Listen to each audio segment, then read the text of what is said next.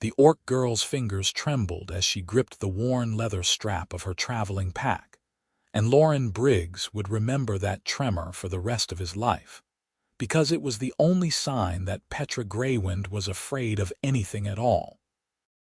The docks of Harrow's Landing churned with movement as the morning tide prepared to turn. Sailors shouted instructions across weathered planks, cargo swung from crane to deck, gulls screamed overhead in their endless hunt for scraps. The smell of brine and tar hung thick in the autumn air. Petra stood apart from the chaos, her green skin striking against the gray-brown palette of the working waterfront. Her traveling cloak pulled close despite the fact that everyone already stared. Loren had known her for 2 years. She had wandered into his boatyard one afternoon looking for work, any work, and he had hired her to help with the heavy lifting because she was strong, and because the way she held herself upright, despite the whispers in town, reminded him of soldiers he had known. She learned quickly. Within months, she could read a boat's lines better than half the men who had worked timber all their lives.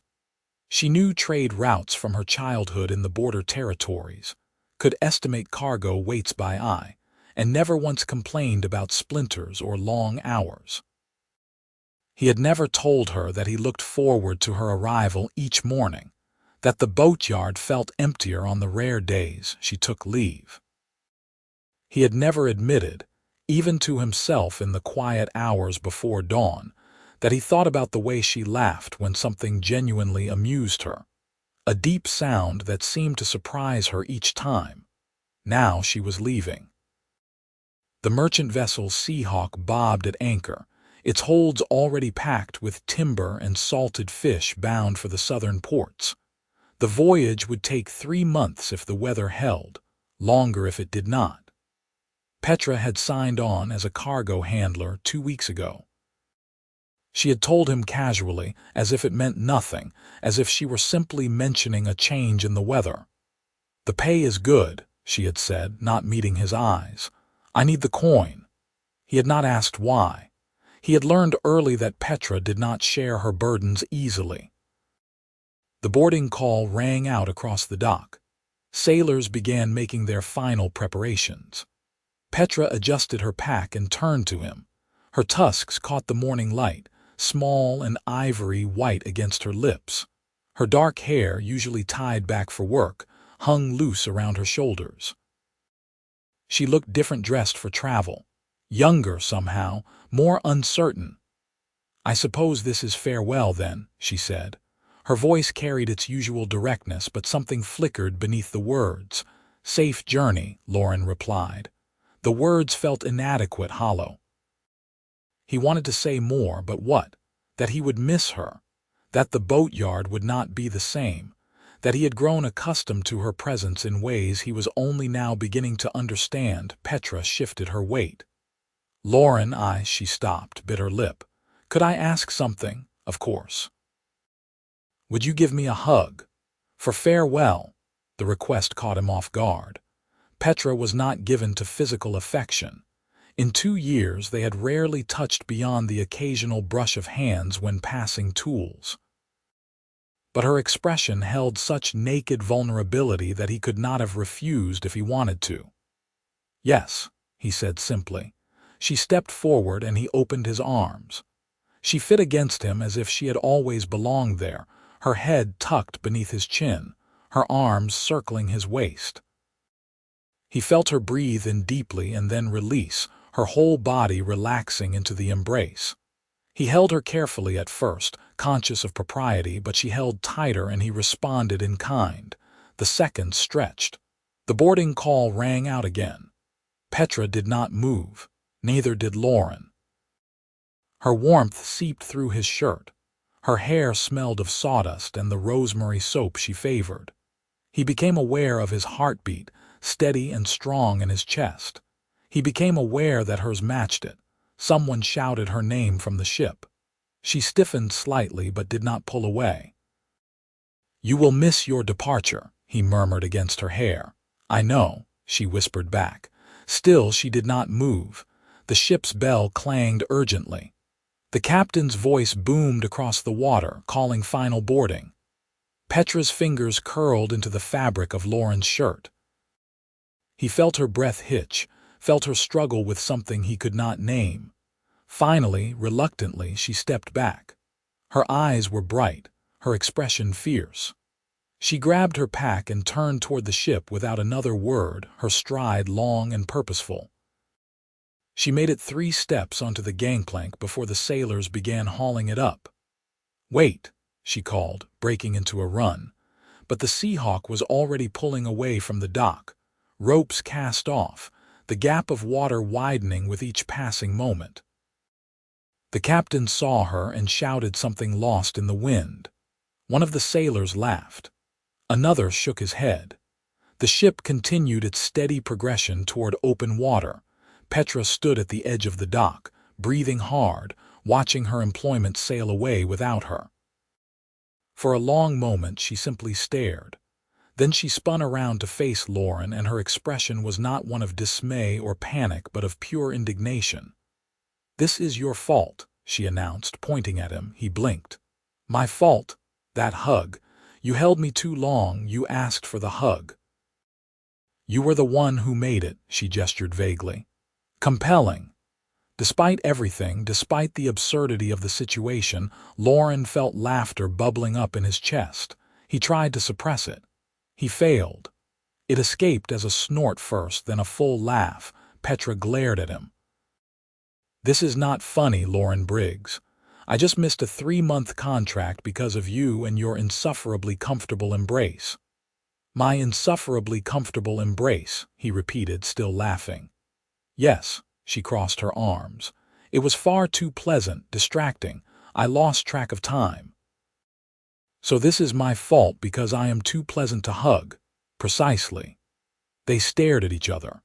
A smile tugged at the corner of Petra's mouth despite her best efforts to maintain her scowl. The Seahawk was a distant shape now, its sails catching the wind as it headed for open water. Loren's laughter faded as the reality of the situation settled over them. "You needed that work," he said quietly. "The pay you mentioned." Petra's brief humor vanished. She looked away, jaw tight. "Yes. The next merchant vessel is not due for at least 2 weeks." "I know." "Where will you stay until then?" She shrugged, still not looking at him. "I will manage. There is always the boarding house on Porter Street if they have room, or I can camp outside town." The boarding house was a rough establishment that charged by the night and asked no questions. The rooms were barely large enough for a cot. As for camping, the autumn nights were growing cold and the first frost would come soon. "Stay with me," Loren said. Petra's head snapped around. "What? I have room. The cottage has a spare chamber that I use for storage, but it can be cleared. You would have privacy and a proper bed." He spoke quickly, before he could second-guess the offer. "You can continue working at the boatyard for wages until the next ship arrives. It makes more sense than wasting coin on lodging." She studied him with those sharp green eyes, searching for something. "That is generous. It is practical. I need the help anyway. Young Thomas sprained his wrist last week and will be useless for another fortnight." It was not entirely a lie. Thomas had indeed sprained his wrist. But Loren would have made the offer regardless. Petra worried at her lower lip with one small tusk, a habit he had noticed she displayed when thinking hard about something. Finally, she nodded. "All right. But I pay my way. I will work full days and I will contribute to the household." "I am not a charity case." "I would never suggest you were." "Good." She shouldered her pack again. "Then let us not waste the morning standing about. We have work to do." They walked together from the docks toward the boatyard, leaving the water behind.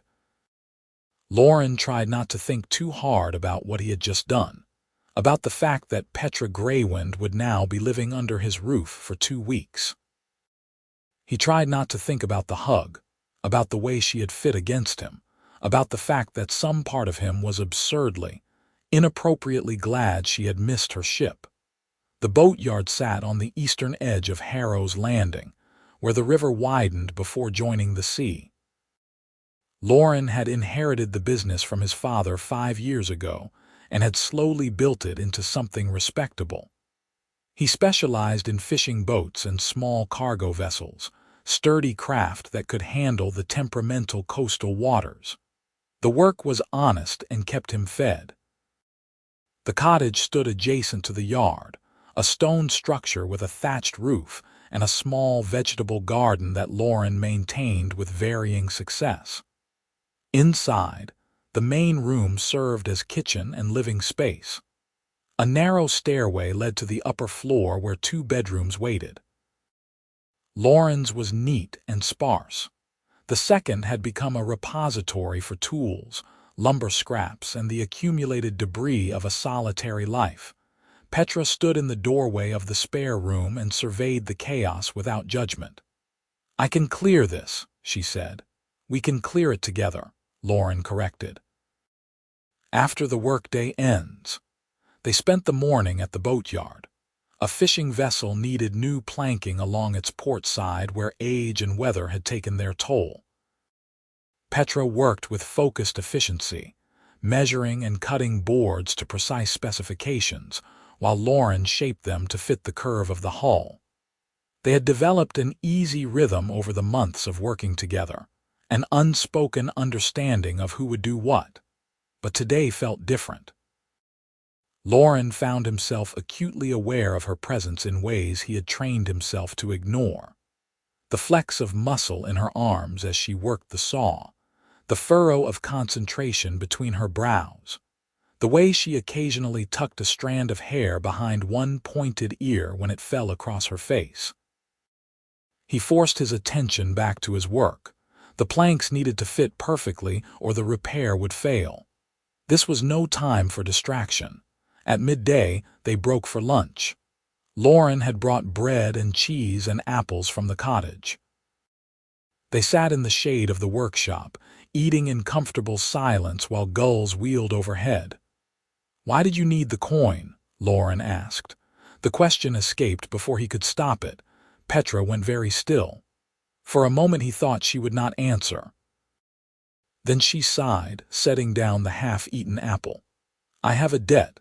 Back in Thornfield, where I came from, I owe money to a man who loaned it to my family when times were hard. My father died before he could repay it. My mother followed him a year later. The debt passed to me." "How much?" 40 gold crowns. Loren whistled low. It was a substantial sum, more than most folks saw in a year. "What was the loan for?" "Medicine. My mother took sick one winter and the healer's fees were high. The loan kept her alive another year. It was worth it." Petra's voice was matter-of-fact, but her hands clenched. "The creditor is not a patient man.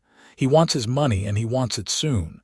The Voyage would have paid enough to settle the debt and leave me with a small amount besides."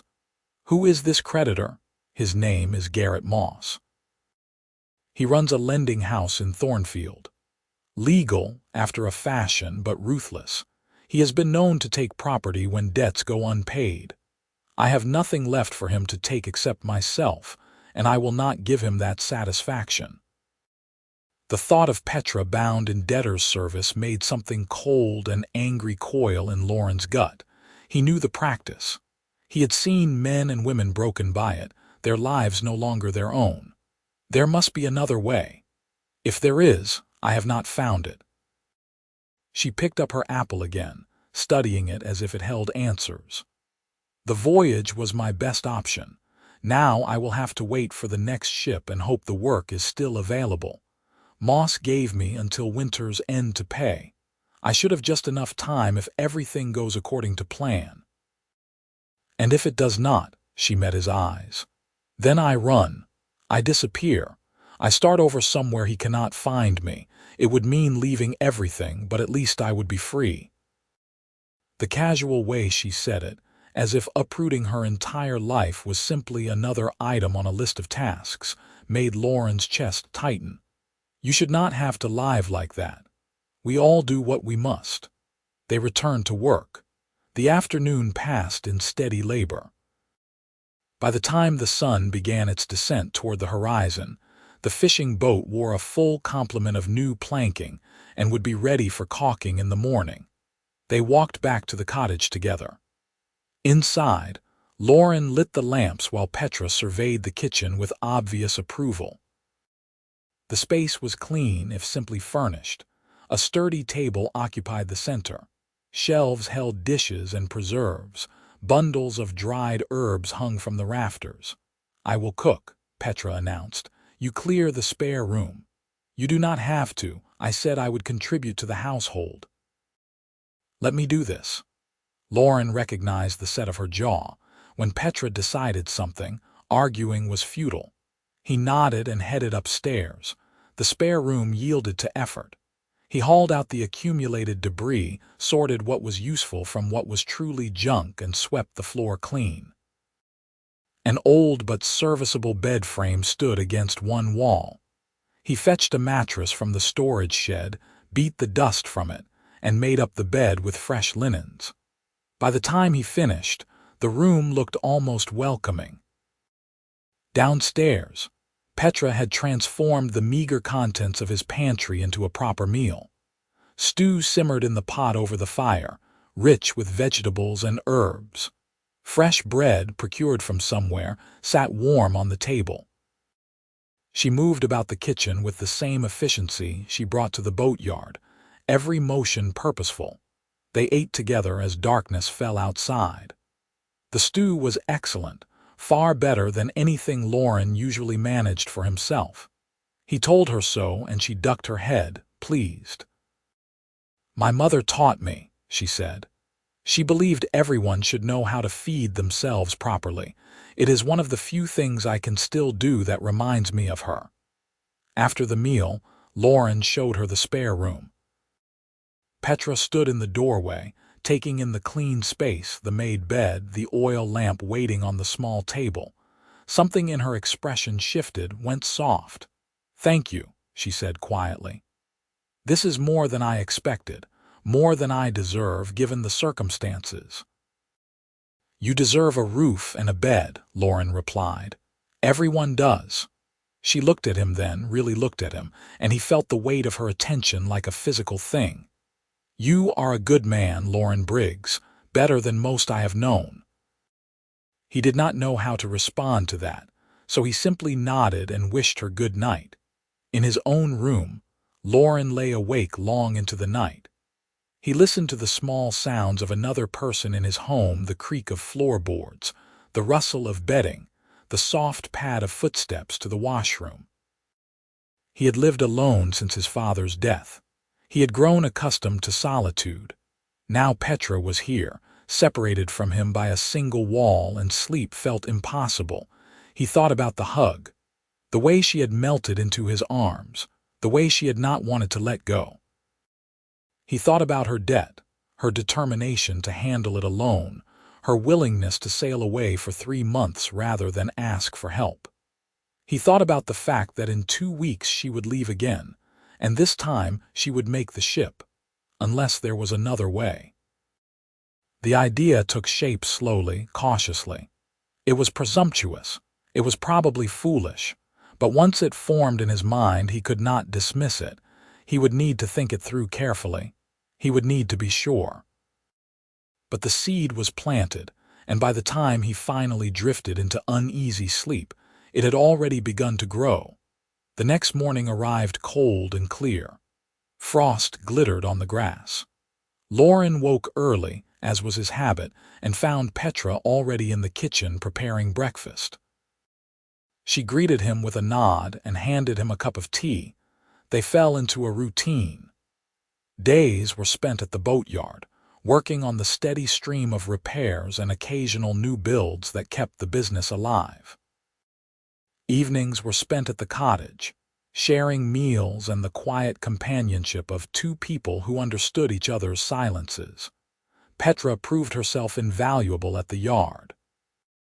She had a knack for understanding what a boat needed, could spot weaknesses in a hull before they became failures, and never shied from the hardest work. The few customers who came while she was present sometimes stared, sometimes muttered, but her competence spoke louder than their prejudice. On the third day, a merchant named Harold Finch arrived to commission a new cargo boat. He was a portly man with shrewd eyes and a reputation for driving hard bargains. He looked at Petra with obvious skepticism when she began taking measurements. "Is she qualified?" He asked Loren in a tone that suggested he already knew the answer he expected. "More than qualified," Loren replied evenly. "She has forgotten more about boat design than most builders ever learn." Finch grunted but said nothing more. He watched as Petra sketched out preliminary plans, her charcoal moving confidently across the paper. When she finished, she handed him the drawing. He studied it for a long moment, his frown deepening. "This is good work," he admitted grudgingly. "Better than I expected." "Thank you," Petra said without inflection. Finch placed the order and left. Petra watched him go, her expression unreadable. "Does it bother you?" Loren asked. "The way people look at you," she considered the question. "It used to. I spent years angry about it. Then I realized their opinions change nothing about who I am. I know my worth. Whether they acknowledge it is their concern, not mine." Her calm acceptance made Loren feel something that might have been admiration, or might have been something deeper. He turned back to his workbench before she could read it on his face. That evening, Petra prepared a fish stew with dill and potatoes. They ate by lamplight while rain pattered against the windows. The cottage felt warm and safe, a shelter against the autumn storm. "Tell me about your family," Petra said suddenly. "You knew your father. What was he like?" Loren leaned back in his chair, remembering. "He was a quiet man, patient. He believed in doing things right the first time, even if it took longer. He taught me the trade, taught me to respect the wood and the water. He died of a fever 5 years ago. It came on quickly. He was gone within a week. I am sorry. So am I. I wish I had told him more often that I valued what he gave me." Loren paused. "What about your father?" Petra's expression grew distant. "He was strong. Too proud, perhaps. He worked the fields in Thornfield, growing wheat and barley. He could work from sunup to sundown and never complain. When my mother fell ill, it broke something in him. He kept working, kept trying to provide, but his heart was not in it anymore. After she died, he simply faded. It was like he could not find a reason to keep going. And you were left alone." "Yes, I sold the farm to pay for the funerals. It barely covered the costs. The debt to Moss remained. I tried to find work in Thornfield, but no one wanted to hire an orc, especially not a woman. I had heard that frontier towns were more open-minded, so I traveled west until I found Harrow's Landing. Then I found your boatyard. I am glad you did." She looked at him, and something passed between them in that moment, something unspoken but potent. The rain continued its steady rhythm against the roof. The lamp flickered. Neither of them looked away. "Loren," Petra began, then stopped. "Yes," she shook her head. "Nothing, never mind." But it was not nothing. They both knew it. The days continued. The boatyard thrived under their combined efforts. Loren found himself working with more energy than he had felt in months, eager to start each day because Petra would be there. They developed a shorthand, an ability to communicate with glances and gestures. When she handed him a tool, it was always the right one. When he shaped a piece of timber, it fit her measurements exactly. On the 8th day, Loren took her to see a project he had been planning for months, a new design for a coastal trader, longer and sleeker than the typical cargo boats, with a deeper keel for stability in rough seas. He showed her the drawings, explained his reasoning behind each modification. Petra studied the plans with intense focus. "This could work," she said finally, "but you need to adjust the mast placement. More forward, I think. It would improve the balance." She was right. He made the change and the design clicked into place. "How did you see that?" "I told you. I know trade routes. I have been on enough ships to understand what works and what does not. This design could be fast and stable. You could undercut the competition on delivery times without sacrificing cargo capacity. We could, Loren said, if we built it together. Petra looked up from the plans. Together, you know the trade, I know the building, combined we could create something exceptional. He hesitated, then pressed on. I have been thinking about your debt, about the voyage, about another possibility. Her eyes narrowed. What possibility? Stay in Harrow's Landing. Become my partner in the boatyard. We split the profits equally. I have some savings set aside, enough to loan you what you need to pay off Moss. You can repay me over time from your share of the earnings. No interest, no pressure. We build this new design. We expand the business. You use your trade knowledge to attract customers who need more than just fishing boats. Petra stared at him. You would loan me 40 gold crowns. Yes. That is a small fortune. You barely know me. I know you well enough. I know you are skilled and honest and hardworking. I know you would repay every copper, and I know that the boatyard is better with you in it. He met her gaze steadily.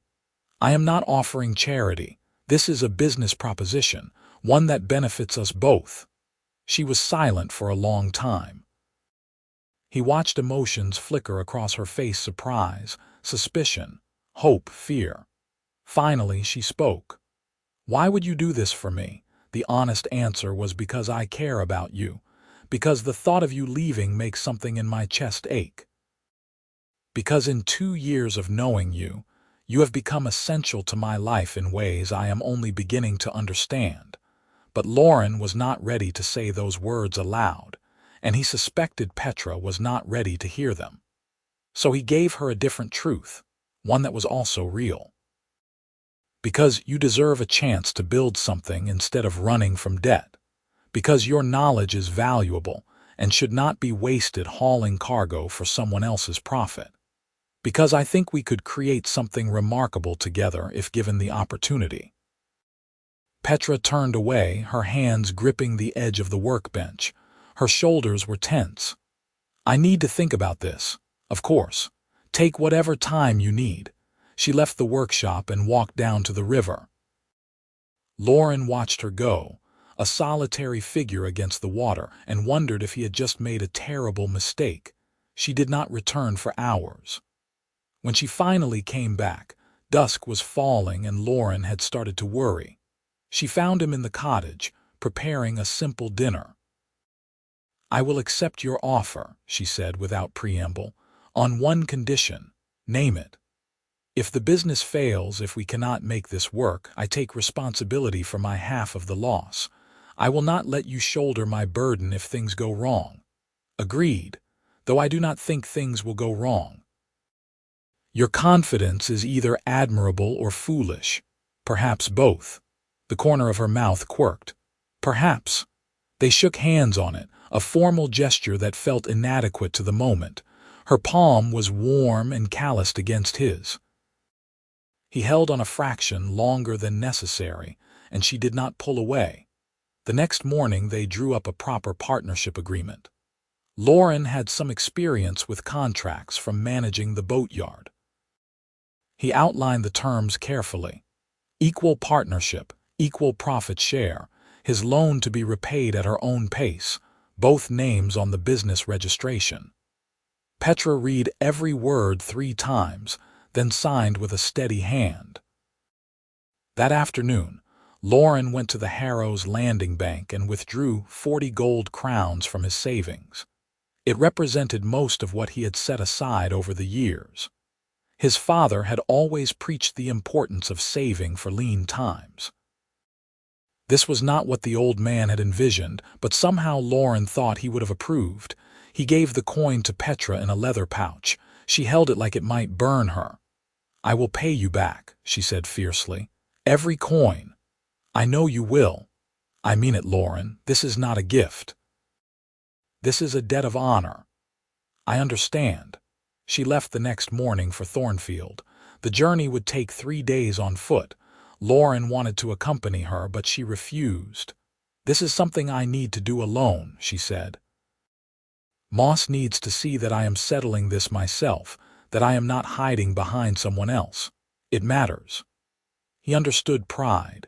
He understood the need to face one's demons without help. So he let her go, though every instinct screamed at him to follow, to protect, to ensure nothing went wrong. The 3 days she was gone felt like 3 weeks. The boatyard seemed empty without her. Loren worked, but his heart was not in it. He caught himself listening for her voice, looking up expecting to see her, only to remember she was not there. On the evening of the 3rd day, she returned. Loren was in the cottage when he heard footsteps on the path. He went to the door, and there she was, travel-worn but smiling. "It is done," she announced. "Moss accepted the payment. The debt is settled. I am free." Relief flooded through him. "No trouble. He was not happy to see me go, I think." Debtors are profitable for men like him, but he could not refuse full payment. "I have a signed receipt stating the debt is cleared in full." She pulled a folded parchment from her pack and waved it like a trophy. "I am never going back to that town again." "You do not have to. This is your home now." "If you want it to be." Petra's smile softened. "I want it to be." They stood in the doorway, the evening light fading around them. Something had shifted during her absence. Some final barrier had fallen. Loren saw it in her eyes, in the way she looked at him without the careful guard she usually maintained. "I was worried," he admitted. "The whole time you were gone, I worried. About the money, about you." She stepped closer. "I can take care of myself. I know." "That does not mean I will not worry." "Loren Briggs, are you becoming sentimental, apparently?" She laughed, that deep, genuine laugh that he loved, and something in his chest settled into place. She was here. She was staying. They had time now, time to figure out what this thing between them was becoming. They went inside, and Petra made dinner while telling him about her journey. Moss had been as unpleasant as expected, but the transaction had been straightforward. She had walked away from Thornfield without looking back, feeling lighter with each step.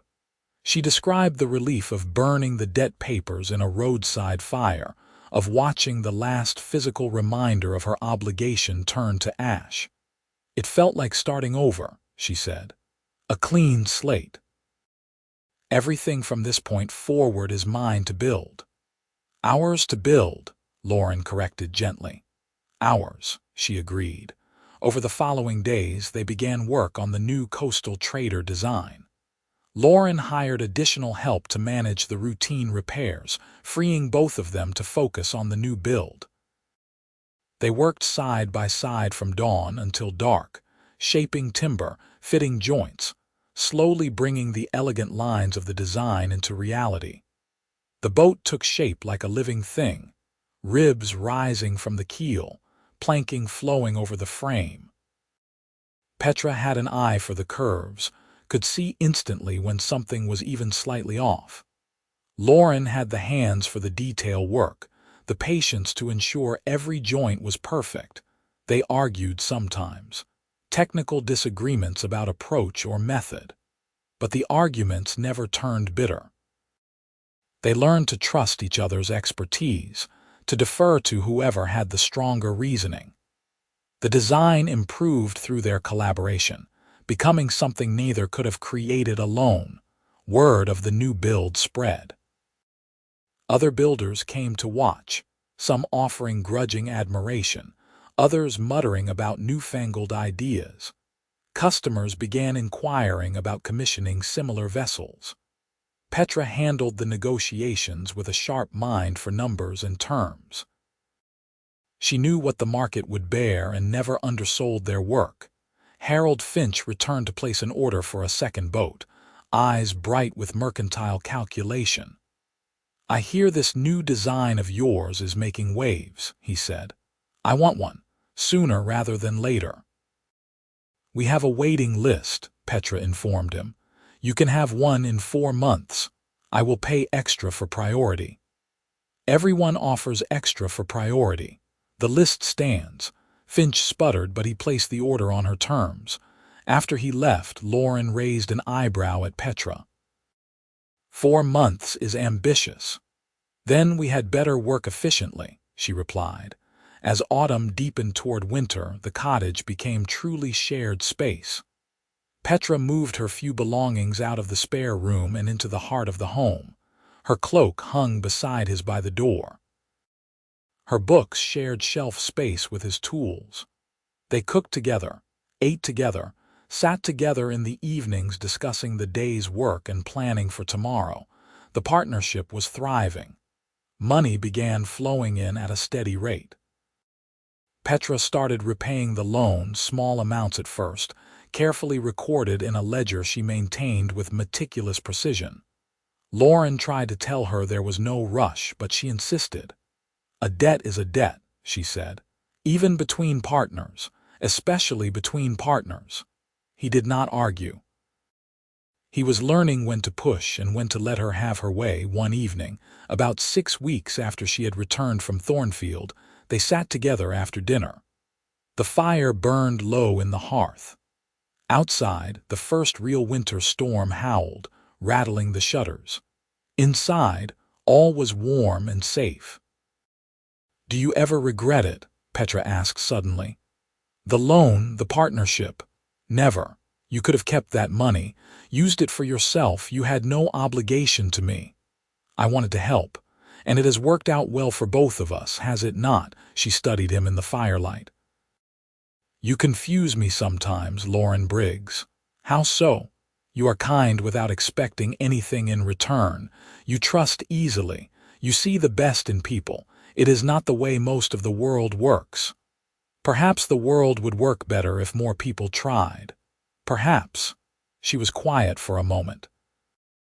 "I am not used to kindness, to trust. It makes me suspicious. Of me, of my own feelings." The words hung in the air between them. Loren's pulse quickened. "What do you feel?" Petra looked away into the fire. "I am not certain I am ready to name it. That is all right. There is no rush." But there was a rush, or at least a pressure, a growing awareness that what they were dancing around could not remain unspoken forever. Every shared meal, every brush of hands over the workbench, every comfortable silence added weight to the unacknowledged thing between them. The coastal trader was completed in early winter. They launched it on a gray morning with half the town watching from the docks. The boat slid into the water with perfect grace, settling into its natural element like it had always belonged there. It floated true and level, the balance exactly right. Harold Finch had agreed to purchase it as a demonstration of the design's value. He hired a crew and loaded it with a test cargo of wool and pottery bound for a port 3 days south. Petra surprised Loren by announcing she would make the maiden voyage as part of the crew. "I need to see how it handles in real conditions," she explained. "I need to know if our theories translate to practice." Loren felt an old fear rise up, the fear of her leaving, of ships sailing away. But this was different. This was 3 days, not 3 months. And it was her boat too, her design. She had every right to see it through. "Send word when you arrive safely," he said. "I will." The boat departed on the morning tide. Loren stood on the dock and watched it go, but this time Petra looked back, lifting one hand in farewell. He raised his own hand in response. 3 days, he told himself. She would be back in 3 days. She returned in 2.5, grinning like a child with a secret. The boat had performed beautifully, she reported. Fast and stable, exactly as they had hoped. Finch was delighted and had already spoken to other merchants about the design. Orders would follow. "We did it," she said, clasping Loren's hands in hers. "We actually did it." "We did," he agreed. She hugged him then, impulsively, and he wrapped his arms around her just as he had that morning on the dock months ago. But this time there was no ship to catch, no goodbye looming. This time she could stay as long as she wanted. She stayed a while, her cheek pressed against his shoulder. "I thought about you," she murmured. "The whole voyage. I kept thinking about how I could not wait to return and tell you everything. I thought about you too." She pulled back just far enough to meet his eyes. "Did you?" Every moment, something kindled in her expression. Slowly, carefully, she rose up on her toes and pressed her lips to his. The kiss was tentative at first, questioning. Loren answered by pulling her closer, deepening the contact. She made a small sound of surprise or pleasure, and her arms came up around his neck. When they finally broke apart, both were breathing hard. Petra's eyes were wide, her cheeks flushed darker green. "I have wanted to do that for a very long time," she admitted. "So have I." Why did we wait so long? Fear, perhaps. Uncertainty. Not wanting to ruin what we already had. She laughed shakily. "We are both fools." Agreed. They kissed again, less tentative this time, more certain. Around them the boatyard stood quiet, the day's work complete. The water lapped against the docks. Gulls called overhead. The world continued turning, indifferent to the small miracle happening in its midst. That night, over dinner, they talked properly about what they were becoming. Loren admitted that he had cared for her long before she ever asked for that farewell hug, that he had hidden his feelings out of respect for their friendship and working relationship. Petra confessed that she had signed on to the Seahawk partly to escape the debt, but partly to escape the growing feelings she had for him, feelings that terrified her because caring meant vulnerability and loss. "I have lost everyone I ever loved," she said quietly. "My parents, my home. I thought if I could just keep moving, keep working toward the next goal, I would not have to risk that kind of pain again. Then you offered me partnership and I could not say no. I could not walk away from you. I am glad you stayed. So am I, but I am still afraid sometimes. Of getting too comfortable, of letting myself believe this is real and permanent." Loren reached across the table and took her hand. "I cannot promise that nothing bad will ever happen. Life does not work that way, but I can promise that I am not going anywhere. Whatever comes, we face it together." Petra's fingers tightened on his. "Together," she repeated. "I think I can work with that." Winter settled fully over Harrow's Landing. The boatyard slowed, as it always did in the cold months, but did not stop entirely. They worked on indoor projects, repairs, planning, building components that would be assembled when the weather improved. Orders for the new coastal trader design continued to arrive. They would be busy through spring and summer. Loren and Petra fell into a new rhythm, one that included stolen kisses in the workshop, quiet evenings tangled together by the fire, mornings waking in the same bed. It felt natural, inevitable, like they had been moving toward this all along. Petra's wariness gradually eased. She began to relax into the relationship, to trust that Loren meant what he said, that he was not going to leave or betray her or use her feelings against her. He saw her smile more, laugh more. The hard edges that she had worn like armor softened, revealing the warmth beneath. They celebrated the winter solstice together, just the two of them, with a feast Petra prepared and gifts they exchanged shyly. Loren gave her a set of precision measuring tools he had crafted himself, each one perfectly balanced and calibrated.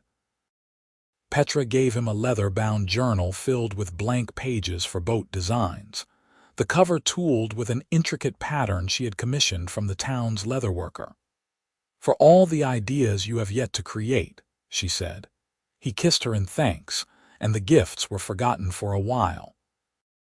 As winter began its slow retreat, they started building the second coastal trader, the one commissioned by Finch.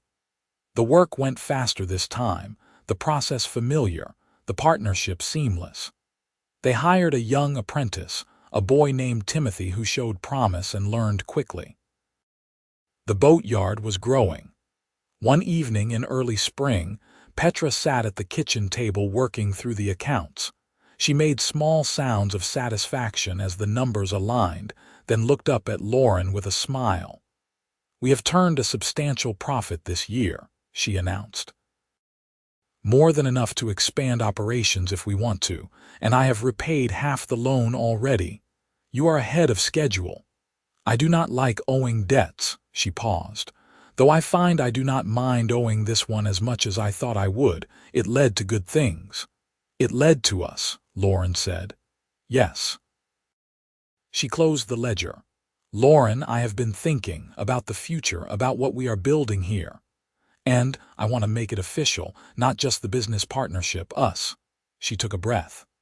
"I want people to know that we are together, that this is not casual or temporary. I want," she faltered, suddenly uncertain. "What do you want?" Loren crossed to her, knelt beside her chair so they were eye level. "I want everything," he said simply. "I want you here every day. I want to build boats and a life with you. I want to wake up beside you and fall asleep beside you and argue with you about hull designs and celebrate when we launch something beautiful. I want all of it, for as long as you will have me." Petra's eyes were bright. "That sounds suspiciously like you are asking me to marry you." "I suppose I am, though I am doing it badly without a ring or proper planning. I do not need a ring, I need you, and yes, I will marry you." They sealed it with a kiss, deep and sweet and full of promise. When they finally broke apart, both were grinning like fools. They married a month later, in a simple ceremony at the town hall with a handful of witnesses. Petra wore a dress of deep blue that Loren had never seen before. She looked beautiful and slightly uncomfortable with the formality. Loren wore his best shirt and tried not to fidget. The magistrate spoke the traditional words and they exchanged vows, promising partnership and faithfulness and love. Harold Finch attended surprisingly, and gave a gruff speech about how they had better not let marriage interfere with his boat orders. Timothy the apprentice presented them with a carved wooden bird, a gift he had made himself. A few other townspeople came, some out of genuine goodwill, others out of curiosity to see an orc wedding. Loren did not care about their reasons. He cared only that Petra was smiling, that when he slipped the simple silver band onto her finger, she looked at him like he had given her the world. The celebration was small but joyful. They returned to the cottage that evening as husband and wife, the legal and social bonds now matching the emotional ones they had forged over months of work and growing intimacy. "Mrs. Briggs," Loren said, testing the name. Petra wrinkled her nose. "That will take some getting used to." "I have been Petra Graywind my entire life. You can keep your name if you prefer. I will not mind," she considered it. "No, I think I want this. A fresh start, a new name for a new life. Petra Briggs," she smiled. "It has a nice sound." They stood together in the cottage that was now fully theirs, the home they had built together in more than just the physical sense. Outside, spring was blooming, bringing with it warmth and growth and the promise of busy months ahead. "You ever think about that day on the dock?" Petra asked. "The hug, often. I was so angry at myself for missing the ship. I blamed you because I could not admit the truth." "What truth?" "That I wanted to miss it. That some part of me, even then, knew I did not want to leave you." She leaned into him, her head resting on his shoulder. "Best decision I never consciously made," Loren laughed. "I am glad you are such a good hugger. You are the one who made it insufferably comfortable. I will endeavor to maintain that standard. See that you do." They kissed again, easy and familiar now. The kiss of people who knew they had time, who did not need to rush or hoard moments because there would be more tomorrow and the day after and all the days beyond that.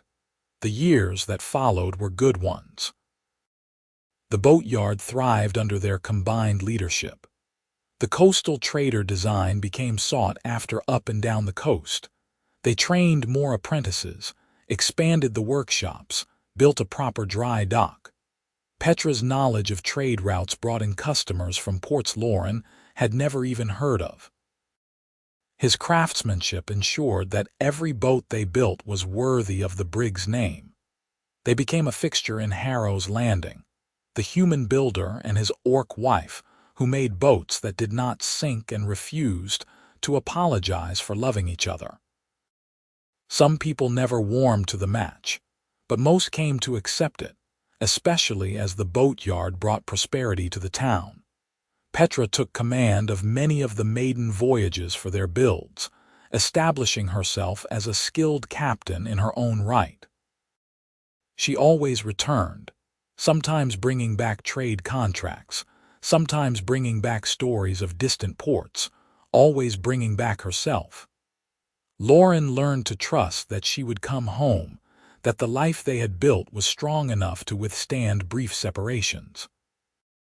2 years into their marriage, Petra announced she was pregnant. The news filled Loren with joy and terror in equal measure. He knew nothing about being a father. But Petra seemed calm, reading everything she could find about childbirth and infant care, preparing with the same methodical approach she brought to boat design. Their son was born in the late summer, a healthy baby with his mother's green skin and his father's gray eyes. They named him Loren Briggs. He was perfect and terrifying, and Loren fell in love the moment he held the tiny bundle. Petra recovered quickly from the birth, pragmatic about the whole process. She took a few weeks away from the boatyard, then returned with Adrian strapped to her back in a carrier, working beside Loren while their son napped or played. It was chaotic and exhausting and wonderful. Adrian grew into a bright, curious child who loved the water and boats and asking endless questions about everything. When he was 3, a daughter arrived, a girl they named Rose who had her father's skin tone but her mother's fierce determination. 2 more children followed in the years after, though Loren and Petra agreed that 4 was enough. The cottage expanded to accommodate the growing family. They built an addition, more bedrooms, a larger kitchen. The boatyard grew too, becoming one of the most respected builders in the region. They hired a full crew of skilled workers, freeing Loren and Petra to focus on design and management and, increasingly, on training their children in the family trade. Through it all, they remained partners in the truest sense. They still argued about boat designs, still kissed in the workshop when they thought no one was looking, still sat together in the evenings discussing the day and making plans for tomorrow. The foundation they had built, starting with a hug that lasted too long and a missed ship, proved strong enough to support everything they had constructed upon it. On their 10th wedding anniversary, they launched a special project they had been working on in secret, a beautiful pleasure yacht, sleek and fast, built to their most exacting standards. It was not commissioned by anyone. It was for them, a gift to themselves. They named it Farewell, a private joke that made them both smile. On its maiden voyage, Loren and Petra sailed out alone, leaving the children with Timothy, who had grown into a skilled builder and trusted friend. They spent 3 days on the water, just the 2 of them, remembering what it felt like to be a crew of 2. On the 2nd night, anchored in a quiet cove with stars blazing overhead, Petra turned to Loren and said, "Do you ever regret that I missed the Sea Hawk?" He pulled her close, his arms around her waist, her back against his chest. Not for a single moment. Even with all the chaos, the children, the business stress, the arguments, especially with all of that, it means we are living, really living, together. She tilted her head back to look at him. "I love you, Loren Briggs. I think I loved you even that morning on the dock, though I was too stubborn to admit it. I loved you too, long before I had the courage to say it."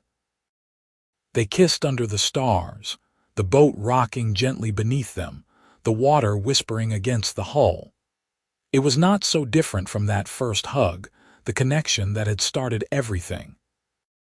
But it was also completely different, deepened by years and experience and the life they had built together. When they returned to Harrow's Landing, the children mobbed them at the dock, Adrian and Rose and the younger ones all talking at once, demanding to know about every detail of the voyage. Loren scooped up the smallest while Petra fielded rapid-fire questions. They walked back to the cottage as a family, loud and chaotic and utterly themselves. That night, after the children were finally asleep and the house was quiet, Loren and Petra sat together in the room that had once been a spare chamber filled with junk. It was a proper bedroom now, the one they shared, filled with the accumulated evidence of a life lived together. "I have been thinking," Petra said, "about legacy, about what we leave behind when we are gone." "Morbid thoughts for such a pleasant evening," she smiled. "Not morbid, practical. We have built something here, Loren, not just the boatyard or this house. We have built a family.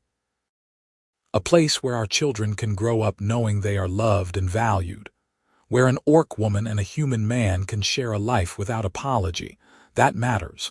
It changes things, even if only in a small way." "It is not so small," Loren said. "Every change starts somewhere. Maybe someday, because of what we have built, it will be easier for others like us. Maybe," she leaned against him. "I am glad I missed that boat, so am I. Though I still maintain it was your fault. That hug was far too compelling. I accept full responsibility. Good. See that you do not forget it." They sat in comfortable silence, watching the moonlight filter through the curtains. Outside, the boatyard slept, the boats resting in their cradles, waiting for tomorrow's work. Inside, their children dreamed in their beds, safe and loved. And in this room, two people who had found each other against odds and built something lasting held each other and were content. The years continued to pass, as years do. The children grew and learned and eventually took their own places in the family business. Adrian showed his mother's head for numbers and his father's patience. Rose became a gifted designer, seeing possibilities in shapes that others missed. The younger ones found their own strengths and contributions. Loren and Petra grew older together, their hair graying, their hands marked with the scars and calluses of a lifetime's work. But the core of what they had remained strong. They still collaborated on designs, though they left more of the actual building to the younger generation. They still took the farewell out occasionally, just the two of them, stealing time away from the demands of family and business. On the 20th anniversary of that fateful morning, when Petra missed the Seahawk, they stood together on the dock where it had all begun. The boatyard spread out behind them, larger and more prosperous than Loren had ever imagined. The cottage on the hill held their family, 4 children who were themselves building lives and loves. 20 years, Petra mused. It feels like both forever and no time at all. I know what you mean. Do you remember how angry I was, standing here insisting it was all your fault? Loren laughed. I remember. You were terrifying. I was defensive, scared. I knew even then that if I acknowledged the real reason I missed the ship, I would have to face feelings I was not ready for. And now. She took his hand, lacing their fingers together. Now I am ready. I have been ready for 20 years. I am ready for 20 more and 20 after that, and as many as we are given. That is a long time to blame me for one hug. I am committed to my position. He pulled her into his arms, holding her close the way he had that morning, the way he had 1,000 times since. She fit against him as perfectly now as she had then, perhaps more so, worn smooth by years of practice. I love you, he said against her hair. I love you too, she replied. Even though you made me miss my boat. You missed it on purpose. Prove it. They stood together as the sun climbed higher, warming the day, burning off the morning mist. Around them, Harrow's Landing woke to another day of work and life and the small dramas that make up a community. And in the center of it all, at the heart of their own small world, two people held each other and remembered the hug that changed everything. In the end, that is what mattered. Not the boats they built or the money they earned or even the family they raised, though all of those were precious. What mattered was the choice they had made together to build something lasting from a moment that could have been fleeting. What mattered was the love they had nurtured through years of work and compromise and showing up for each other, day after day. Petra had blamed the hug for making her miss her voyage, but the truth they both knew and cherished, was that the hug had not made her miss anything. It had helped her find everything she needed. And 20 years later, standing on the same dock where it all began, they held each other again and were grateful beyond words for that one perfect moment when connection mattered more than departure. When staying proved braver than leaving, when love, tentative and new and terrifying, had been given the chance to grow into something unshakable. The boats bobbed in their berths. The water whispered its eternal song. The sun climbed higher, promising warmth. And Loren and Petra stood together, hands clasped, hearts full, ready for whatever came next, knowing that whatever it was, they would face it together, just as they always had, just as they always would. The story that had begun with a farewell hug had become a lifetime of hellos, of good mornings and welcome homes, of I love you spoken and unspoken, of partnership tested and proven and strengthened by time. It was not the life either of them had planned. It was better. It was real. It was theirs. And that, Petra thought as she lifted her face for a kiss and Loren obliged with the easy grace of long practice, was worth missing 1,000 boats. They walked back to the boatyard hand in hand, ready for the day's work, ready for the evening's rest, ready for all the ordinary miracles that made up a life well lived and well loved. The farewell waited in its birth. The cottage waited on the hill. The children waited to share the day's news. The future waited, full of possibility and promise. But for now, in this moment, there was only the two of them together, as they had been since one impossible hug had changed the course of two lives and proved that sometimes the best journeys are the ones we never take, because they lead us home instead.